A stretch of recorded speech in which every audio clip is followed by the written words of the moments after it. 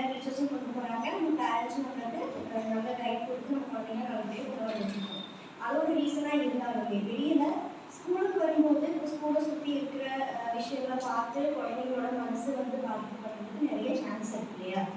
So நம்ம வீட்டில் பேரண்டோட first விஷயம், முக்கியமான ஒரு விஷயம் என்ன அப்படின்னா, குழந்தைங்கள தயவு செஞ்சு டீனேஜருக்கு குழந்தைங்க மட்டும் இல்லை, ஒரு 4th வர குழந்தைங்க, சின்ன வயசுலேருந்து இப்போ நிறைய அப்யூஸ் எல்லாம் நடக்குது குழந்தைங்களுக்கு எதிராக. எல்லாமே நம்ம பார்த்துட்டு தான் இருக்கோம் சோஷியல் மீடியாஸில்.